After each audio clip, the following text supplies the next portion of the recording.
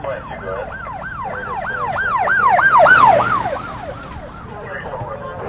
right now I'm standing in front of Mesa Police Department, and you may have known that recently the Chief of Police, Ramon Batista, he basically went on the news indicating that he wants to reach out to the community. He wants to build a bridge of trust between the people and the police department.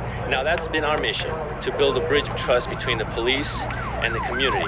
We understand that the people that live out in these communities, a lot of them are illegal immigrants, and they're afraid of the police because of SB 1070 and the laws that kind of cause the police to kind of ID the individual that they're getting information from. So even if a crime affects an individual immigrant, illegal immigrant, they've been affected by some kind of a crime, they'll be afraid to reach out to the police and report it because they're illegal.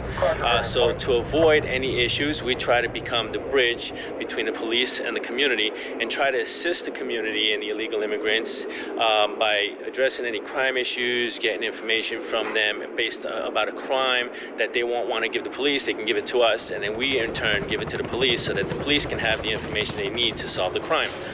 So right now, like I said, we're here in Mesa PD. We were trying to reach out to the police chief ourselves. We couldn't locate anything on the internet as far as an email or a number. But as far as coming here, I was able to obtain that information so that I can reach out to the secretary of the chief and then try to have a sit down so that we in God's Army, who are prior military and law enforcement, can assist the police departments in building that bridge of trust with the community and getting out on the streets. As you know, we glorify Jesus over all things. We preach the gospel. So around 3-4 months ago, I was wrongfully arrested for disorderly conduct of fighting. Because in that process of me being arrested, as you see, I have one arm, and I let them know, like, first of all, why are you forcing me to sit down? And I told you I was already going to sit down. In the video, you can see him coming up and grabbing my arm and telling me you need to have a seat. I was like, but I'm already about to sit down. You're going to make me unbalanced, and if I fall, whose fault is that going to be? You paid for them. Oh, so you put in a public request through the police department. They gave you copies of these CDs. Okay. Yes. Now, you saw us out here, God's Army. What do you think about God's Army being out here patrolling the streets and the mission? I love it because it's like this separates you from the person that we're so-called afraid of, because who knows what could happen. Like that night, if you were there, you could have been like, look, sir, I watched the whole thing, or I saw it, or I came in and she was not the aggressor. Right. So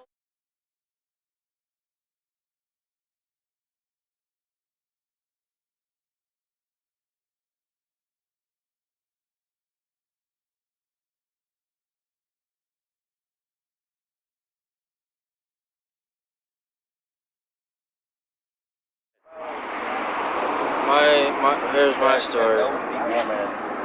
I don't like the way that the police is treating me, mistaking me for an individual that they're looking for. It just drives me nuts. So you're saying that they constantly stop you because they say that you fit a description of somebody? Yes. Oh, how many times does that happen? More like 12. 12 times? All right. So what do you think about God's Army, like the gentleman behind you? He's out here. They're trying to build a bridge of trust between the community and the police departments. Is that a good thing? Well, I'm a spiritual guy, I go to church. I think that God's Army is doing what they should be doing. What I think the God's Army is doing, when I first seen these guys, I was kind of taken aback, and I talked to one of them. I think it's a really good idea. The police, they can only go so far. Some of them, in these days of time, are pretty abusive, and there's no trust with the community and the police.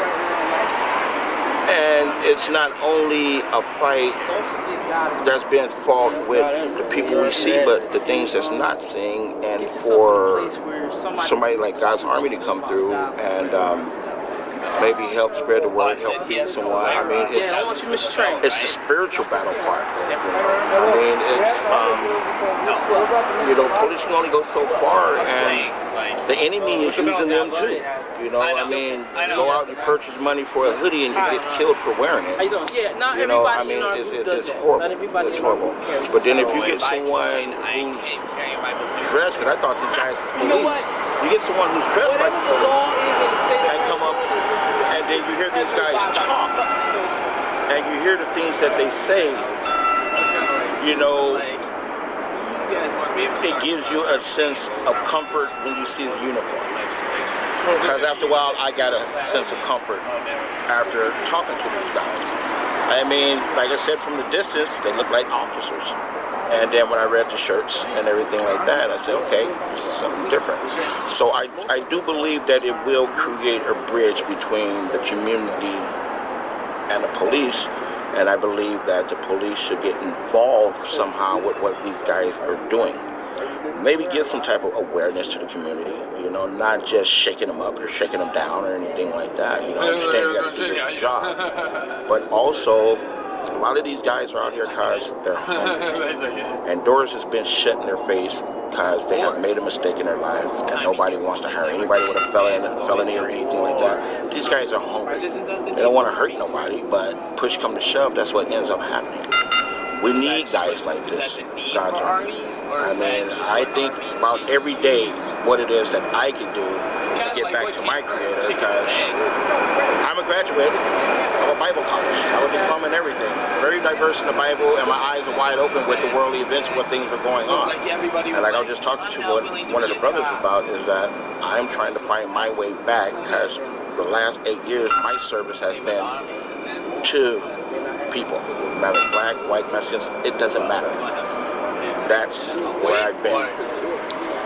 What's your name, sir? My name is Odell. Odell. I know it is. The way God wants it. This is the way God wants it. Okay? This is the way we're supposed to fellowship. Okay? It's not about us singing a stand. It's not about a division, wall of division. It's about us building friendships in the name of Jesus. Because Jesus is the He's love. And I love you guys. Even though you're good, I love you. You don't even know me. Okay? That's because that's the way we're supposed to treat each other with love. Because Jesus said, if you feed somebody that's hungry, you fed them. If you went to visit somebody that was in prison, you went to visit them. You went to visit someone that was sick, you came to visit me. And that's what I'm doing. We're Jesus. Why? We're all Jesus. We're all part of it. He's the Son of God. God created us all. We're all God's children. Alright? So I pray in the name of Jesus that God bless you guys wherever you go and wherever you are. God put us in this situation, put us together because He wants us to share fellowship time together. You'll always remember this time, okay? We have